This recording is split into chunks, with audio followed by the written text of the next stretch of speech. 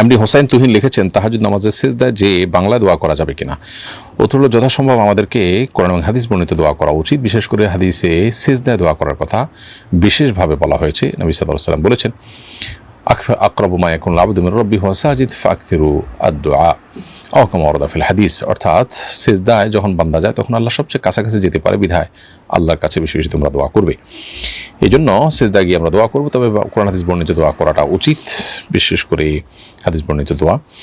আর নিজের ভাষা যদি কেউ দোয়া করতে চান তাহলে সেক্ষেত্রে নফল নামাজে তিনি সেটা করতে পারেন, নিষিদ্ধ নয়। তবে সেই দোয়াটার জন্য মানুষের কাছে যেসব বিষয় চায় সাধারণত, ভাই আমাকে একটু চাকরি দিও বা এই জাতীয় চাওয়া না করে, বরং কোরআন সুন্নাহ যেভাবে যে জিনিসগুলো আল্লাহর কাছে শুধু চাওয়ার মতো, যেমন আল্লাহ আমাকে ক্ষমা করে দিন, মাগফিরাত করুন, জান্নাত দান করুন, এই টাইপের দোয়া নিজের ভাষায় করতে পারবেন। এটা উলামা ইকরামের আরও একাধিক মত রয়েছে। নূরে জান্নাত লিখেছেন, নামাজের প্রত্যেক রাকাতে সূরা ফাতিহার আগে কি বিসমিল্লাহ পড়তে হবে? উত্তর হল, নামাজের প্রত্যেক রাকাতে সূরা ফাতিহার শুরুতে বিসমিল্লাহির রহমানির রহিম পাঠ করাটা সুন্নাত। অতএব প্রত্যেক রাকাতের শুরুতে এটা পড়তে পারলে ভালো হয়। যেহেতু সুন্নাত, অতএব কোনো কারণে কেউ না পড়লে নামাজ হয়ে যাবে। সালাতের সময় আশপাশে মানুষ থাকলে আমার ডিস্টার্ব হয়, অনেক সময় রিয়াও হয়ে যায়, তাই আমি একা একটা অন্ধকার ও নির্জন স্থলে সালাত পড়ি। এ সম্পর্কে শরিয়া কি বলে? উত্তর হলো, পুরুষের জন্য ফরজ নামাজ মসজিদে যেয়ে পড়া সুন্নাত মুআক্কাদা, এর জন্য ফরজ নামাজ মসজিদে গিয়েই পড়া উচিত। আর নফল নামাজ নির্জনে বা অন্ধকারে পড়া যেতে পারে। আপনার রিয়া হয়ে যেতে পারে, এই চিন্তা থেকে আপনি ফরজ নামাজ যদি মসজিদে গিয়ে না পড়েন তাহলে আপনি গুনাহগার হবেন, রিয়া হইলেও হবে, তারপর আপনাকে মসজিদে গিয়ে নামাজ আদায় করতে হবে। ফরজ নামাজ, ফরজ দান এগুলো প্রকাশ্যেই করতে হয়, যেমন যাকাত, নামাজ, এগুলো প্রকাশ্যে করতে হয়। আর যেগুলো ফরজ না নফল সেগুলো বরং গোপনে করাটা উত্তম।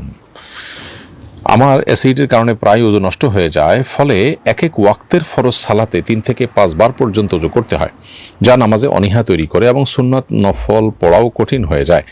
মাঝে মাঝে এক ওযুতে 2 ওয়াক্ত পড়তে হয়, 2 ওয়াক্তও হয়, কিন্তু তা খুবই কম। এমত অবস্থায় কি আমাকে মাযুর হিসাবে গণ্য করা হবে? এই অবস্থায় উমরা বা হজে ওযু ধরে রাখা কঠিন হলে এর শরঈ বিধান কি হবে?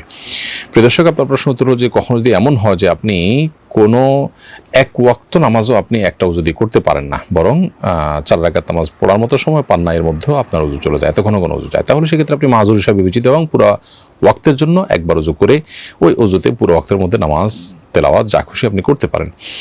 আর যদি এরকম না হয় তাহলে সেক্ষেত্রে হয়তো ওযু আপনি 10 মিনিট রাখতে পারেন, তো 10 মিনিট ভিতরে তো 4 রাকাত নামাজ পড়ে ফেলতে পারেন, তাহলে সেক্ষেত্রে আপনি মাযুর হিসেবে গণ্য হবেন না। এর ফলে আপনি যখন নামাজ পড়বেন ঠিক তার আগে ওযু করে নামাজ পড়ে নেবেন।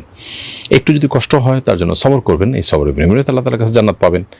আর যদি আপনি মাযুর হন, অর্থাৎ 4 রাকাত নামাজও পুরোপুরি সময় পড়া সম্ভব না, বা আপনি উমরা করতে গেছেন, সেখানে একটা তওয়াফ করতে পরিপূর্ণভাবে ধরেন 1 ঘন্টা সময় লাগলো, তো 1 ঘন্টা সময় ওযু ধরে রাখার মতো সময় আপনার নাই, এত সময় আপনি ওযু ধরে রাখতে পারেন না, তাহলে আপনি মাযুর হবেন। তাহলে আপনি ওযু করে তওয়াফ করবেন, এর মধ্যে যদি ওযু ছুটেও যায় সেক্ষেত্রে পুনরায় আপনার ওযু না করলেও চলবে, যেহেতু আপনি মাযুর এবং একটা তওয়াফও আপনি করার মতো শক্তি সামর্থ্য রাখেন না যেহেতু।